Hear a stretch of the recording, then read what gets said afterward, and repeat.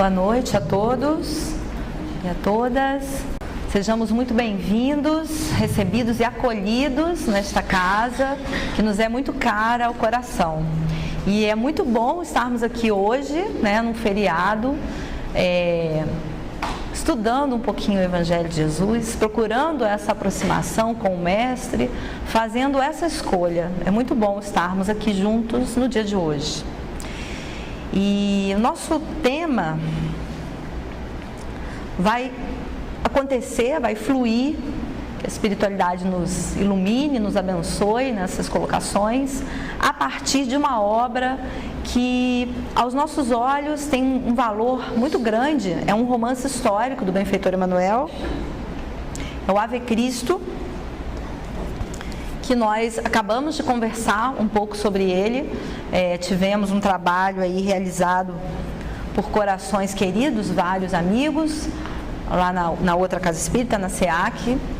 E ano passado a gente esteve aqui com essa obra também no nosso momento do reencontro com Jesus, que acontece no período do Carnaval, um projeto que já acontece desde 2012. E esse ano a obra foi Ave Cristo, que nós trabalhávamos, e vamos agora dar continuidade, vamos falar um pouco mais. É um dos 5 romances históricos do benfeitor Emmanuel, ao lado do Há 2000 anos, 50 anos depois, Renúncia e Paulo Estevão. Nosso tema, nós vamos conversar um pouquinho sobre esse tema, e falávamos ontem que é um tema que já de muito tempo, que nós ouvíamos falar sobre isso, já não é de hoje, mas estamos vivendo momentos muito fortes, muito específicos, que realmente nos falam desse momento da transição. Estamos transitando, estamos num processo muito grande dessa transformação, que está acontecendo fora, está acontecendo na sociedade, não está acontecendo só no nosso país, está acontecendo no mundo inteiro, E como toda mudança, ela mexe, a gente já sabe disso, Há muitas mexidas e às vezes a gente pensa que as coisas não estão caminhando como deveria, mas estão. Deus nos permitiu o livre-arbítrio individual e coletivo, e nós vamos conduzindo até certo ponto, mas há uma permissão do Pai para que as coisas aconteçam de fato, Então não estamos à deriva, Não estamos à deriva, há no controle a espiritualidade superior, há um governador espiritual que é Jesus, não obstante o aparente caos que a gente muitas vezes observa, detecta. E nesse momento de transição, às vezes prevalecem os pensamentos pessimistas. Mas somos espíritas, não somos melhores do que ninguém, mas temos uma ferramenta em nossas mãos que nos esclarece muito. Então nós vamos conversar um pouquinho sobre essa transição dentro de nós, quais são as repercussões que nós estamos sentindo, de alguma forma, fora, que a gente observa, é a nossa leitura, e no movimento do qual a gente participa, no movimento espírita. O tema está aqui, Como nós vamos trabalhar, nós vamos levando ele. Mas o objetivo é a gente pensar tudo isso de real, de concreto, que tem a ver com a nossa prática, com a nossa vida, com o nosso dia a dia, Como nós estamos percebendo tudo isso. Aí é um exercício individual, a partir daquilo que a gente vai conversar aqui.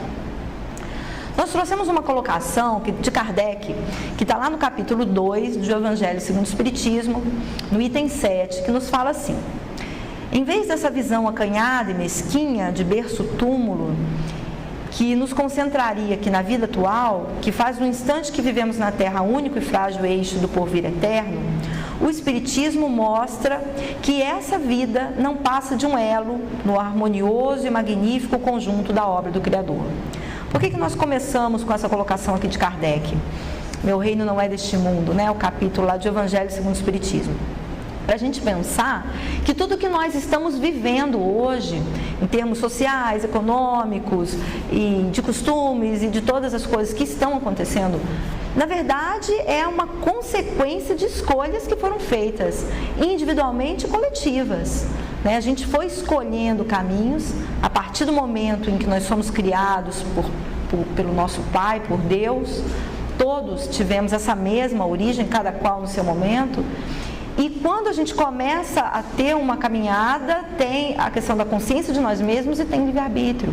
Então nós fizemos escolhas e estamos fazendo o tempo todo. Muitas vezes a nossa omissão é também uma escolha, não é verdade? Então nós estamos hoje colhendo desses frutos de forma muito intensa. E na verdade a doutrina amplia os horizontes, mostrando para nós que há toda uma história. Por que nós estamos assim? O que nós podemos fazer para mudar e avançar? E de novo lembrando que está em nossas mãos, algumas coisas está nas nossas mãos a escolha do dia a dia, o que a gente faz a partir das circunstâncias que chegam. Contudo, as circunstâncias muitas vezes chegam à revelia, não é a nossa escolha, né? Acontecem, as coisas vêm e sempre com esse objetivo do crescimento individual e coletivo. Está muito teórico, a gente já vai começar com exemplos aqui. A gente pensar que a doutrina espírita amplia os nossos horizontes, já não é de hoje, não é novidade, a gente já sabe disso, ela amplia, e o nosso ponto de vista, o nosso foco, já não é mais só uma existência berço-túmulo. Então as nossas reflexões, aquilo que a gente fala, que a gente emite, os nossos pensamentos, que já sabemos que é vida, pensamento cria, a gente tem que tomar muito cuidado com eles, né? O pensamento é onde nós somos mais livres, os espíritos nos falam.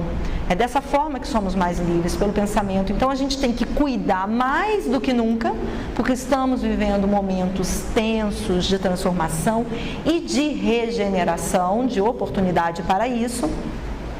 Mas nós precisamos cuidar, porque o ponto de vista que a doutrina espírita nos oferece, relembrando o próprio mestre, é um ponto de vista diferenciado.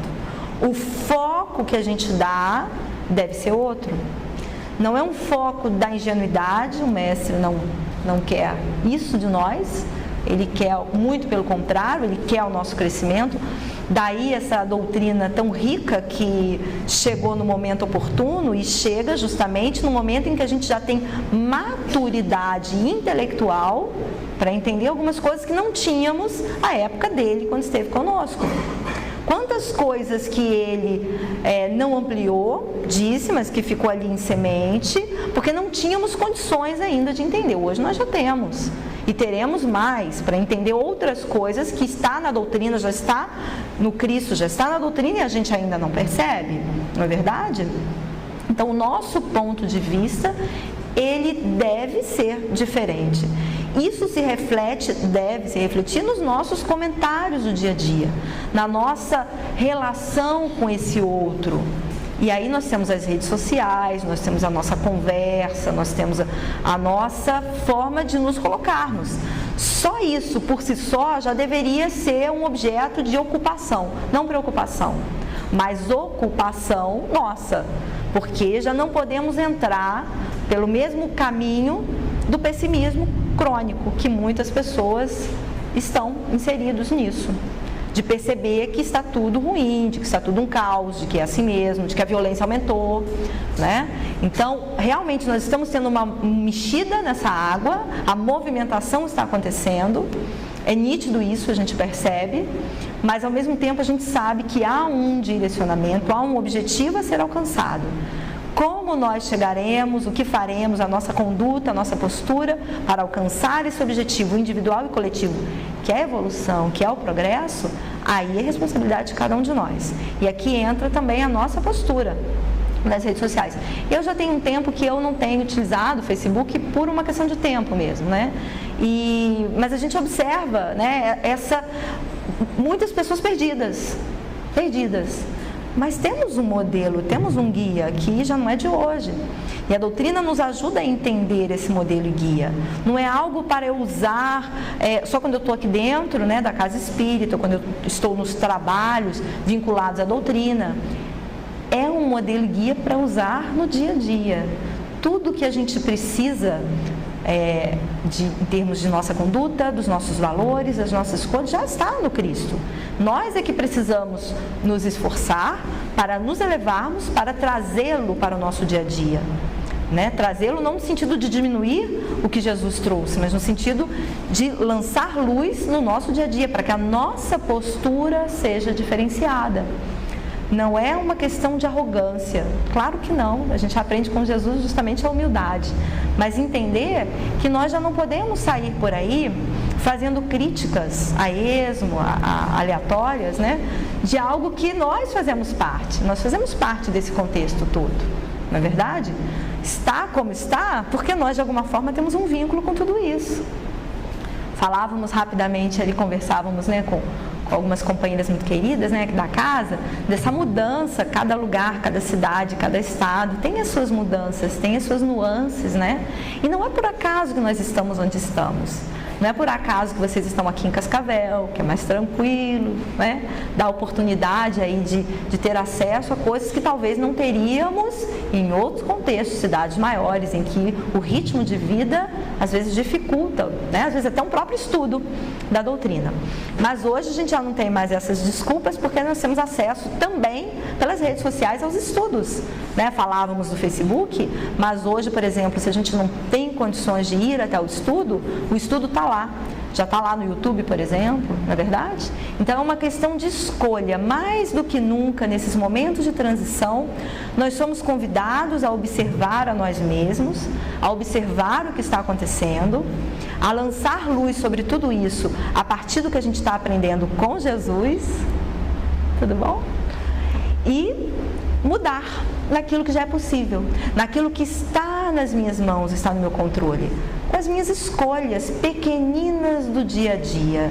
Jesus falou muitas coisas importantes e falou para nós que deveríamos ser fiéis no pouco, que aí no muito também iríamos exercitar para isso.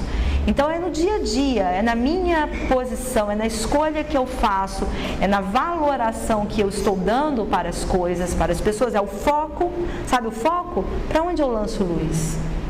Eu lanço luz para o problema, para a intriga, e eu me junto e faço parte desse contexto? Ou eu lanço luz e vejo, não, peraí, essas coisas estão acontecendo com a permissão do Pai para que haja um crescimento coletivo. E aí a gente teria aqui inúmeros exemplos, né? Reais. Então esse ajustar o foco, nós somos convidados a fazer isso em momento de transição.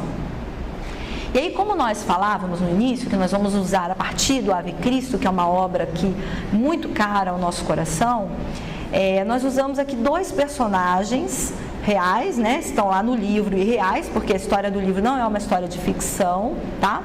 Nós vamos usar um momento muito interessante. O Basílio é o pai da Lívia, o pai adotivo, né? Ele não é o pai biológico.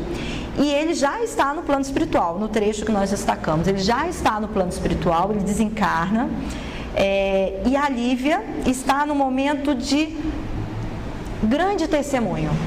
Por isso que nós escolhemos esse trecho. Muitas coisas chamam a nossa atenção nessa obra, mas eu quero destacar esse trecho, essa cena, que é uma cena muito interessante.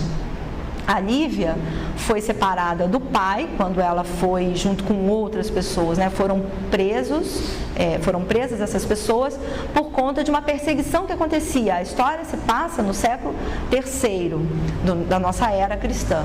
Então acontecia a perseguição intensa aos primeiros cristãos, aqueles que estavam ali procurando seguir o mestre e dando um testemunho de forma muito veemente, com muito ardor, de forma muito sincera, entregando-se muitas vezes ao holocausto, entregando-se à existência física, deixando-se consumir para que essa mensagem viva ganhasse cada vez mais forças e alicerces no nosso contexto.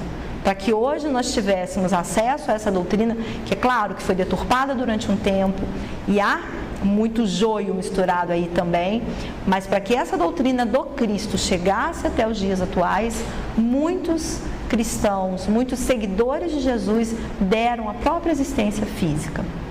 Basílio foi um deles.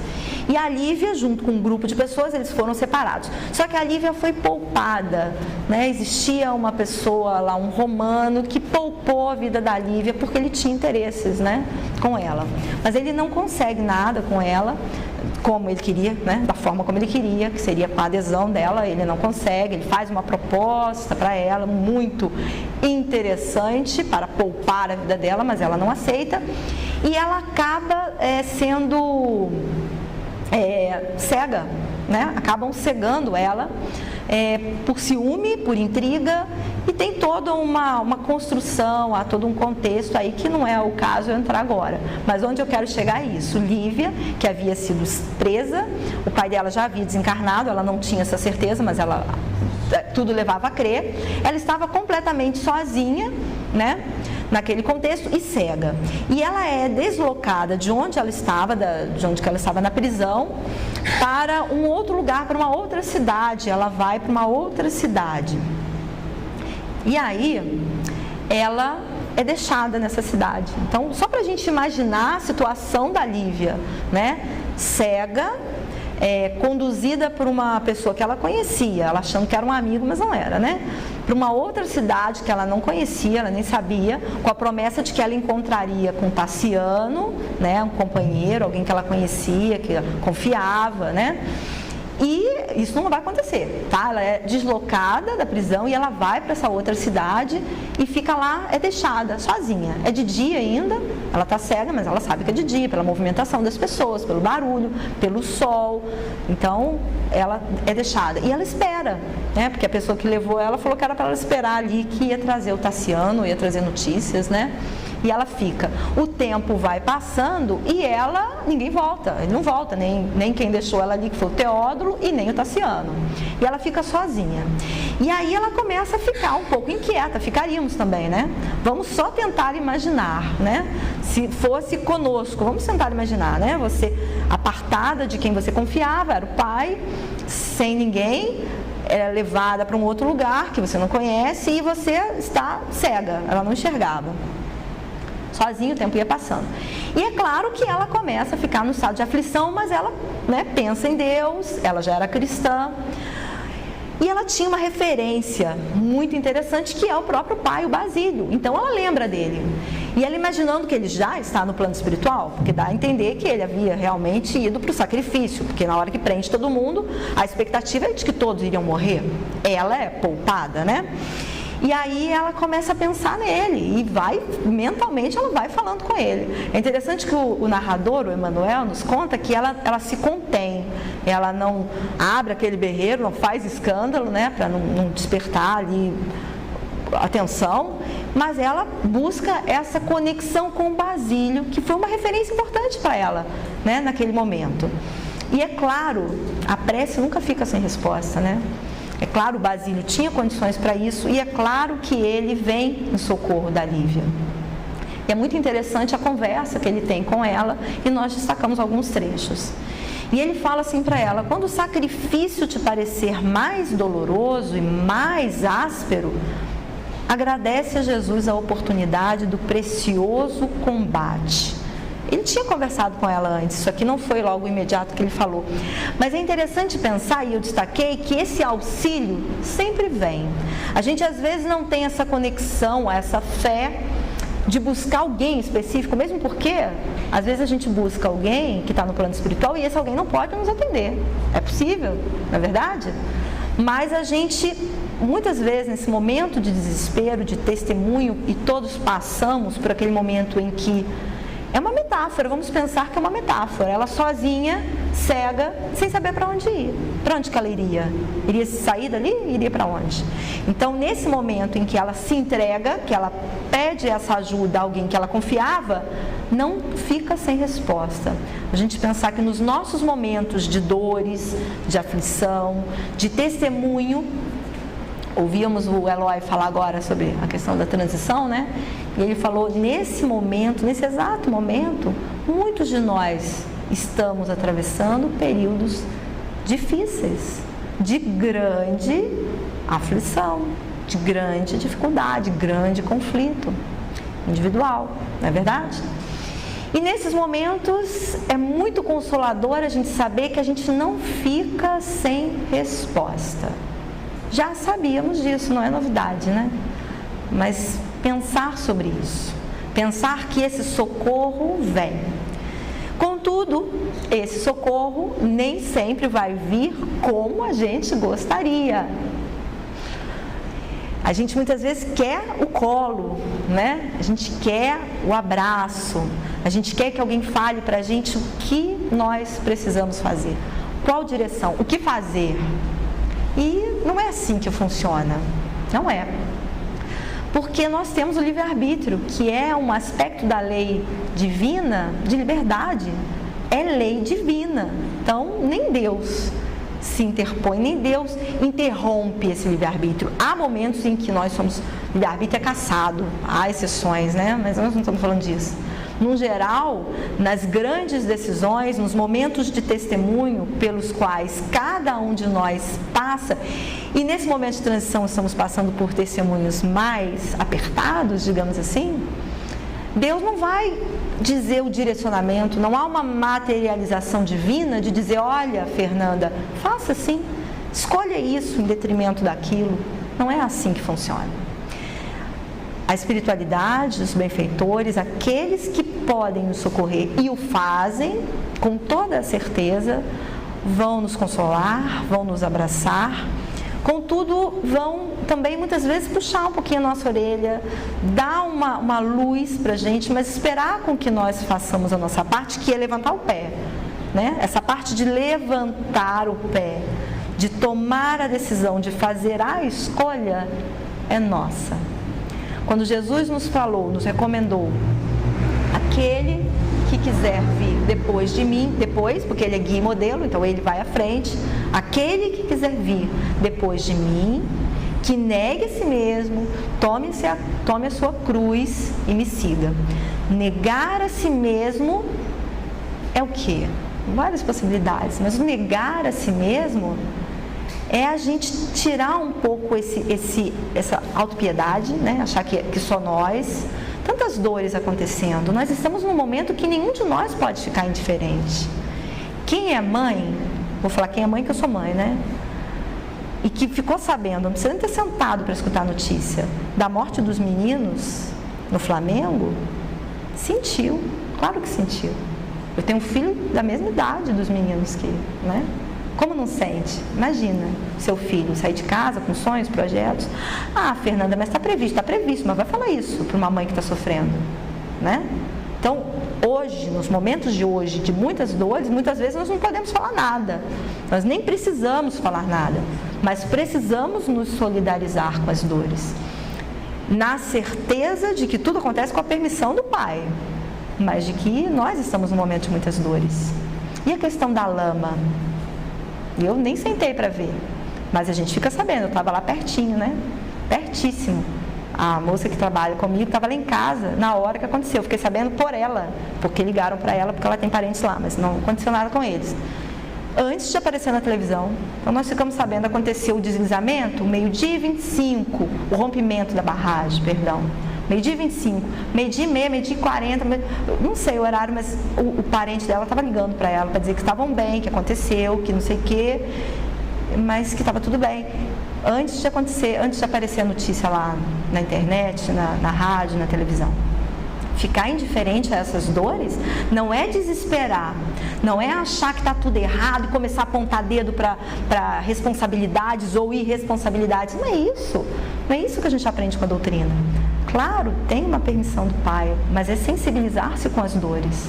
Será que tudo isso que está acontecendo também não tem como objetivo, não só, mas como objetivo nos despertar? Despertar o nosso coração, nosso sentimento, para perceber que a vida é muito mais do que aquilo que a gente acha que é, aquilo que a gente vê, aquilo que é tangível?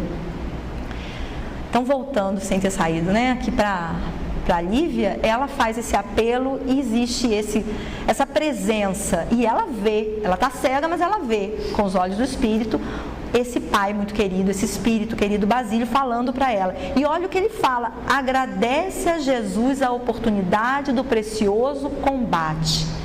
Combate que não é fora, é dentro. Desde Paulo a gente já está sabendo disso. E ele está mostrando para ela o que você está passando, com outras palavras, né? É algo com a permissão do Pai, porque o apelo dela era: eu fui abandonada pela segunda vez. Porque ela havia sido abandonada pela primeira. A mãe, quando ela nasce, enjeita ela e ela é abandonada. E ela é encontrada pelo Basílio, que cuida dela. Então ela tinha sido abandonada pela segunda vez. E ele não fala: oh, minha filhinha, coitadinho de você, oh, pobre. Não. Ele fala: quando o sacrifício te parecer mais doloroso, e no caso dela estava, né? E mais áspero, agradece a Jesus a oportunidade do precioso combate. Por que a oportunidade, porque quem vai combater, quem vai escolher como vai fazer esse combate, somos nós. Ou nós vamos combater fora e dizer que o problema está fora, né? Como a gente invariavelmente já fez e o faz. Se algo existe no mundo que possa expressar o nosso serviço com Deus, é a plena realização da tarefa enobrecedora que a vida nos assinala. E olha que interessante, a tarefa enobrecedora que a vida havia assinalado naquele momento para a Lívia era a resignação. Olha que interessante. Era a resignação. Quem lê o livro vai saber que Quinto Varro, personagem, são os dois personagens principais da história, Quinto Varro e Tassiano. Quinto Varro reencarna para ajudar Tassiano. Não só, mas principalmente, né? Reencarna para ajudar um querido, ele que poderia avançar, que poderia reencarnar no planeta, porque ele precisaria ainda reencarnar o Quinto Varro, mas não naquele momento de perseguição, não naquele momento tumultuado, né? Em que estavam acontecendo muitas coisas, para os cristãos, sobretudo. Ele não precisava, o Quinto Varro, mas ele reencarna por amor àquele espírito, né? E aí o que acontece? Eu fiquei pensando, a Lívia, que tinha um vínculo muito grande com o Tassiano, também estava ali para ajudar o Tassiano. Então, o que Deus pede de nós, a tarefa enobrecedora que a vida nos pede, não é algo muitas vezes grandioso que o mundo vai ver, vai dar destaque, vai bater palmas. Não.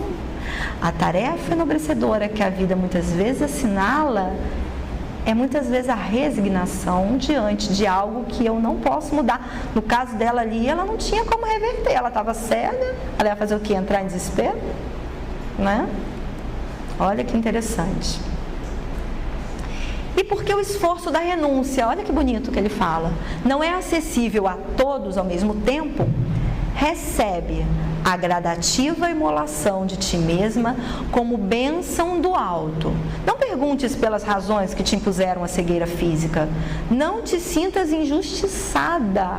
A vida é sempre um milagroso tecido da divina sabedoria. Essa fala dela, que é atribuída a esse personagem, é do personagem Basílio. Quem é Basílio? Quem que sabe quem é o Basílio? Nós conhecemos o Basílio, personagem real da história. Quem é o Basílio? Não tem timidez. Lá em Belo Horizonte o pessoal fala, participa bastante.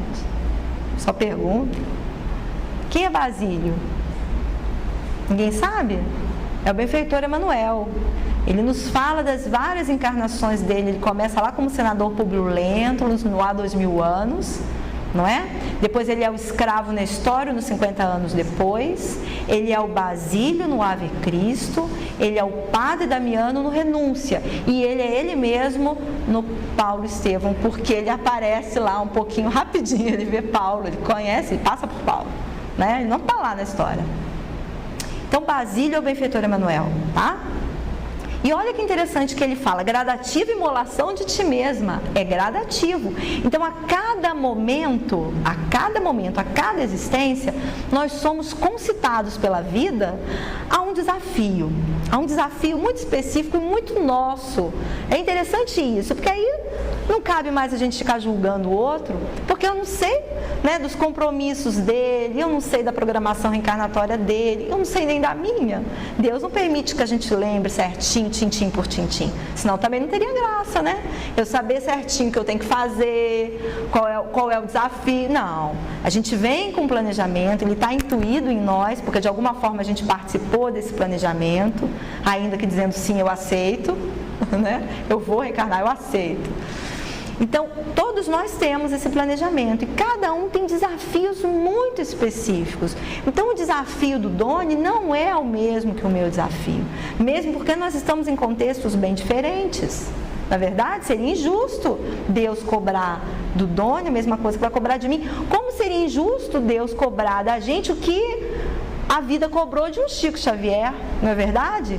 O Chico nos deu um exemplo de vida, de resignação. Toda a vida dele não foi fácil, né? Tudo que ele passou, os desafios, e ele resignando, ressignificando valores, escolhas, não se colocando como injustiçado. E olha a recomendação aqui que Basílio estava fazendo para Lívia: não te sintas injustiçada. Eu estou querendo chamar a atenção de vocês e minha para o socorro espiritual como acontece. Ou vocês acham que há privilégio? Só a Lívia pôde receber esse auxílio do alto no momento áureo. A Meimei que fala momento áureo é o momento, aquele momento de fogo. O momento áureo é um nome bonito para dizer que é o momento do testemunho individual, cada um tem o seu, repito. Então, nesses momentos que nós passamos no nosso dia a dia, na nossa vida, nós recebemos ajuda. Mas os benfeitores, não é companheiro ombro a ombro, né, que a gente chama de obsessor às vezes, né? Companheiro que está no mesmo nível que a gente. O obsessor está no mesmo nível, tá, gente? Ele não é pior, não, né? Está no mesmo nível. Por isso, acaba acoplando a coisa, né? Então, muitas vezes, ele fala: isso mesmo, Fernanda, não faz não, vai dar um trabalho danado. Vai por aquele outro lado ali que está mais fácil. Vai orientar assim. Porque, às vezes, nem é prejudicar, ele quer a facilidade, né? Mas e o desafio? O desafio chega, não é para derrubar ninguém e nem é para a gente pular o desafio, porque se você levou bomba, nem sei se fala ainda essa expressão, né? Se você levou bomba na prova de matemática, é nela que você tem que passar, não é? A recuperação você vai fazer na prova de matemática. Então o desafio vem certinho. A gente não precisa sair por aí procurando, não. Ele chega. A circunstância chega certinha, que a gente precisa dela. Como nós vamos nos comportar? E aqui eu achei muito interessante. Não perguntes pelas razões que te impuseram a cegueira física. A gente muitas vezes quer saber a razão. A gente quer saber o porquê, eu, né? Mas a doutrina me dá os porquês. Não, ela diz que toda causa, toda dor, todo sofrimento, toda vicissitude tem uma causa. E pois que Deus é justo, justa há de ser esta causa. Mas nem sempre a gente vai saber a razão. E aqui uma lição. Um parêntese, né, que eu acho que é válido, né? A gente prepara aqui, mas nem tudo a gente usa, mesmo porque a gente vai construindo juntos aqui o nosso estudo, a nossa reflexão. Então, aqui um parêntese muito válido, pensando nessas razões. Eu sou mãe, né, de 2, tenho o Pedro, já mais velho, e a Joana, que nasceu lá em Belo Horizonte, na verdade, em Nova Lima. Eu saí daqui grávida. Cada um desafio, na verdade, quem tem 2, quem tem 3 filhos sabe disso, né? Cada um com seus desafios. Então eu lá com os meus desafios, né? Quantas coisas que eu achava que eu sabia como mãe, eu vejo que eu não sei, que eu estou aí para aprender. Quantas coisas que a vida tem me permitido aprender com essa nova circunstância, né? E aí, ano passado, eu lembro que estava lá nos momentos assim de muito aperto, né, no coração, de muitas dificuldades, eu comigo mesma. E aí me veio um convite para fazer uma palestra no sábado do Dia das Mães, foi antecipado, o convite veio antes, claro, né? No sábado do Dia das Mães, que antecede, na casa espírita que eu frequento, lá que eu levo eles na evangelização, o nome da casa é Maria de Nazaré. Uma casa voltada para a evangelização, assim, com muitas crianças. Você pensa que tem mais criança até do que adulto lá, porque é muita criança. E aí me veio esse desafio, me convidaram. Aí eu falei: gente, eu não acredito nisso. Eu aqui às voltas com as minhas dificuldades, com a questão da maternidade, né? E me veio esse desafio, falar de Maria. Essa era a proposta. E eu aceitei. Eu aceitei que eu sou, tem coisa que eu sou assim, eu fui teimosa e sou, e tem coisa que eu falo: não, veio o desafio, é maior do que eu, mas eu vou.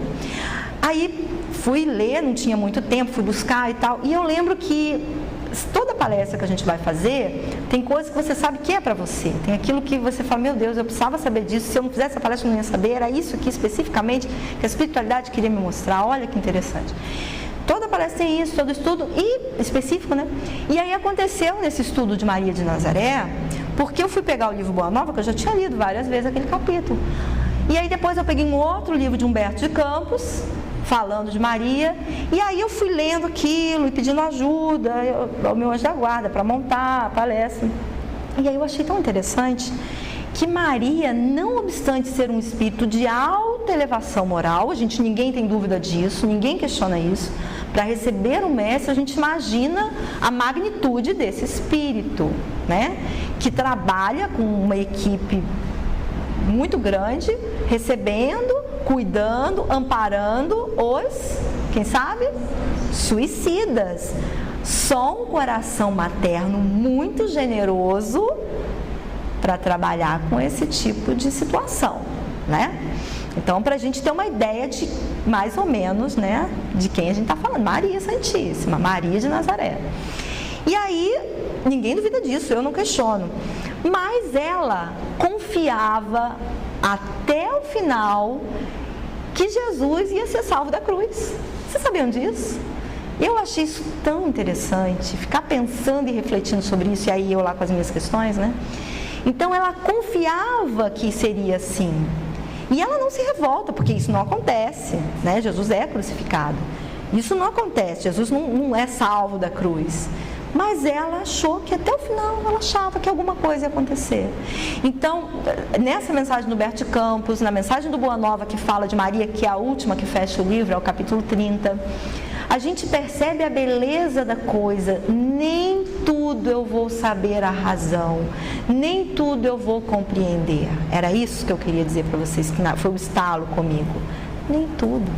E a gente não precisa saber a razão, a gente precisa resignar. Porque mesmo achando que Jesus ia ser salvo da cruz, que ele ia acontecer algo, que Deus ia fazer algo extraordinário, vamos colocar entre aspas, extraordinário, e não acontece, Maria não se revolta. Maria resigna e compreende. E que dor maior do que é ver um filho naquele tipo de morte e um filho que não devia nada? Tem dor maior, será, gente? Eu acho que não. A dor que Maria... E ela sentiu. Jesus foi filho consanguíneo dela. Ela gerou ele na barriga dele. Olha que interessante. O mestre, governador espiritual do orbe, teve um corpo físico, ele teve uma mãe. Olha que interessante. Então, se Maria Santíssima, Maria de Nazaré, não compreendia algumas coisas, ela não compreendia, não sabia a razão, acreditava que ia ser de um caminho e foi por outro e resignou. Olha que lição belíssima para todos nós, né? Tem a ver com esse momento da Lívia aqui também. Voltando aqui nesse finalzinho, a vida é sempre um milagroso tecido da divina sabedoria. Está falando o que falávamos antes, com palavras mais bonitas e concisas, né? Tudo acontece com a permissão do Pai, milagroso tecido da divina sabedoria. Naquele momento a Lívia não sabia, o Basílio possivelmente sabia. Ela estava ali num testemunho, ajudando também o Tassiano, um espírito muito querido e amado. Olha que interessante. Resgatando possivelmente, porque doía nela o abandono duplo, né? Doía muito, não era algo de mentirinha, doeu. Quando a gente passa por algo, dói, embora a gente pode saber que tem uma causa justa e tal, mas dói. E ainda assim, ele devia ter essa dimensão, falando, tá tudo certo, tem uma organização, tem um tecido aí sendo articulado, né? Um benefício não só para você, como para outros. Ele não fala isso para ela, mas a gente que lê o livro e vai percebendo as conexões, tem. Não nos deteremos, olha que bonito isso aqui, Humberto de Campos agora para nos ajudar, tá? Deixa eu voltar aqui, peraí, ainda tem um tempo ali, estou preocupada ali com o relógio, mas temos tempo, temos um tempinho, 5 minutos, né? Tá, então olha só, é muito conhecida a passagem, conhecido de nós que está na Bíblia, está no Novo Testamento, da mãe dos 2 discípulos, né, da família Zebedeu, e ela pedindo para Jesus que os 2 filhos ocupassem, né? Um à direita, o outro à esquerda. É conhecido de nós já, isso aí, essa passagem é conhecida da Bíblia, do Novo Testamento. Humberto de Campos, isso já foi falado, inclusive, eu acho que isso deve ter registro em livros, né? Humberto de Campos, André Luiz, eles tiveram acesso a registros no plano espiritual, né? Das coisas que aconteciam no bastidor, porque nem tudo que aconteceu de Jesus, com o relacionamento de Jesus com os discípulos, com aquelas pessoas que estavam próximas, nem tudo foi registrado, não daria, né, gente? É muita coisa. Jesus se relacionou, ficou 3 anos ali convivendo, interagindo, dormia lá na casa de Pedro, né? Eles tomavam café da manhã, então eles estiveram juntos, muita coisa aconteceu.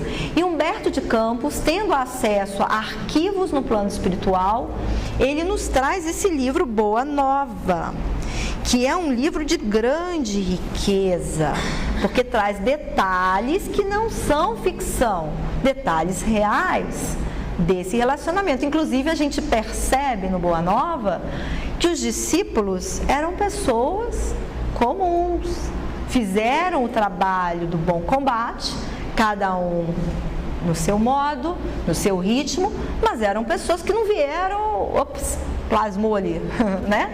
Eram pessoas que tinham dificuldades também, né? Imperfeitos.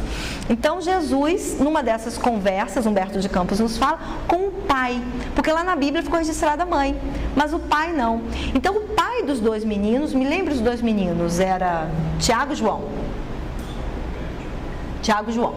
Os dois discípulos, Tiago e João, Tiago maior, se eu não me engano, que tinha um Tiago menor por ser mais baixinho, né? Menor por ser mais baixinho. Então, os dois irmãos, filhos de Zebedeu, né? Zebedeu era o nome do pai, eles eram conhecidos pelo nome do pai, né? Filhos de Zebedeu. Eles estavam com Jesus, seguindo Jesus, essa proposta do reino de Deus.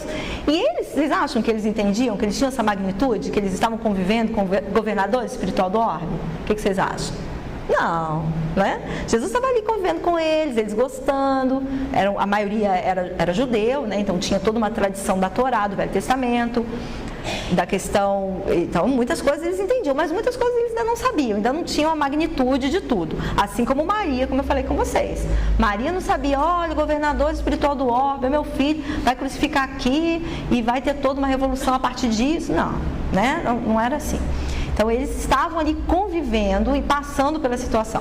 Então, o pai dos meninos, ele queria saber, queria entender um pouco isso aí. Então, tem uma conversa que Humberto de Campos coloca que é interessantíssima, do pai com Jesus. E aí ele se anima quando Jesus começa a explicar, Jesus não aprofunda demais, mas traz a questão, está ali em semente. Algumas coisas ele entende, o Zebedeu, outras não. E aí é muito interessante, porque quando ele se empolga, ele fala assim, não, mestre, mas nós vamos contigo, nós vamos divulgar, eu também vou divulgar, vamos espalhar para todo mundo, e todo mundo vai ficar sabendo dessa boa nova. E aí Jesus ainda fala, calma, Zebedeu, a minha causa não é de números ainda, não. Calma, muito interessante a conversa, o diálogo deles. E eu destaquei um trechinho, olha que interessante, Jesus falando para o Zebedeu. Não nos deteremos numa falsa contemplação de Deus à margem do caminho, porque o Pai nos falará por intermédio de todas as criaturas trazidas à boa estrada. Então, cada pessoa, cada espírito, cada ser que procura se melhorar, que se reergue nesse testemunho a que somos convocados, testemunhos individuais, né? Seremos convocados a testemunhos mais complexos. Hoje nós somos convocados a testemunhos menores, se a gente puder chamar assim, né? Cada um que faz isso é uma contribuição. Deus fala, esse falar, Deus não tem boca, né, gente? Esse falar é a obra viva do Pai, é esse reerguimento do ser. Quando a gente olha para a vida do Chico, para o legado dos livros, que era o grande compromisso dele, né? Porque o livro está conosco, a gente pode pegar, é consolo, é obra-prima, rica, que a doutrina nos oferece. Então, cada desse montante, 400 e poucas obras, a vida do Chico, isso fala para nós de Deus, do Pai, do Criador. Então, cada um de nós, cada um no seu grau de consciência, de percepção de si mesmo e da realidade, é convocado no período em que nós estamos passando, sobretudo, porque nós estamos aqui agora, estamos falando agora, para agora, né? A se reerguer, a tomar a sua cruz, a negar a nós mesmos, a tomar a nossa cruz, não é a cruz do outro, é a nossa, e seguir o Mestre. É nesse movimento que nós estaremos contribuindo efetivamente para o progresso, para a evolução, para essa transformação, para essa regeneração do nosso planeta. Não é olhando o erro do outro, percebendo e falando e comentando. Geralmente a gente comenta com o outro, né? Eu percebo o erro do Vani e comento com a Lu, né? Geralmente é assim, não é? A gente percebe o erro do outro e ainda vai comentar com o outro, para ampliar o mal. Ao invés da gente dar o foco, começamos falando disso, no bem, naquilo que realmente é. A gente dá foco no que é transitório, no mal. O mal é transitório, é ainda ignorância. Às vezes é rebeldia, não é mais ignorância. Mas o mal, a gente já sabe disso, é transitório. Por que a gente dá o foco nisso? Então, aqui, essa fala do Humberto de Campos, Não é Humberto de Campos, né? Humberto de Campos relata, é o que organizou a obra pela psicografia do Chico. É a fala de Jesus para o Zebedeu, né? Dizendo que essa grande divulgação, eu não sei se o Zebedeu entendeu isso não, né? Não sei se a gente também está entendendo, né? Tanto tempo depois. A grande divulgação que o Mestre espera de nós, segui-lo, quer dizer isso, nos reerguer. Todos nós que tomamos o bom caminho, pegamos o bom combate, que é o combate consigo mesmo, e levamos isso adiante, nós estamos contribuindo sim. E aí, finalizando, o próprio Emmanuel, agora no Vinha de Luz, nos fala: os que vivem na fé, toda vez que a gente lê fé em Emmanuel, a gente entende fé como fidelidade, né? Fidelidade a esse projeto divino, que é o bem para todos e não só para mim, não só o bem para mim. Esse fé é fidelidade a Deus. Os que vivem na fé, contudo, acompanham o Cristo, examinam a si próprios e experimentam a si mesmos, convertendo-se em refletores da vontade divina, cumprindo-a. Ele insiste fielmente, ele falou de fé, e ele insiste aqui, fielmente no caminho da redenção, cumprindo a vontade divina, não a vontade do eu. A vontade do eu é capenga ainda, mas a vontade do Pai, que é o bem para todos. Cada um vai perceber essas coisas de uma forma, cada um vai sentir de uma forma, e cada um de nós tem um testemunho para dar. É individual, é intransferível. Porque nós temos um guia e modelo. E é ele o nosso maior referencial. A gente não deve buscar no outro erros, falhas, problemas que ele tem, nós vamos encontrar. Se vocês procurarem em mim, vocês vão achar um monte. Mas o referencial maior nesses momentos de transição não é o outro. É o Mestre Jesus, é o tipo mais perfeito que Deus tem oferecido ao homem já há algum tempo que ele está oferecendo, né? Para nos servir de guia e modelo. E essa imagem, comentava com o Doni, é uma imagem que eu gosto muito, já devo ter trazido aqui no passado, não sei, né? É uma imagem de que gosto muito, porque nos mostra o mestre. Eu imagino que o mestre é aquele que está na ponta lá, não é o que está no meio, né? Ele colocando o indivíduo no centro, nunca se colocando, porque a vontade do Pai é que a gente sirva, não é ser servido, né? Então não é fazer o que eu, Fernanda, quero como eu quero, mas sim o que o Pai determina para mim. E o Pai determina para cada um de nós aquilo que a gente já pode fazer, aquilo que a gente já pode avançar.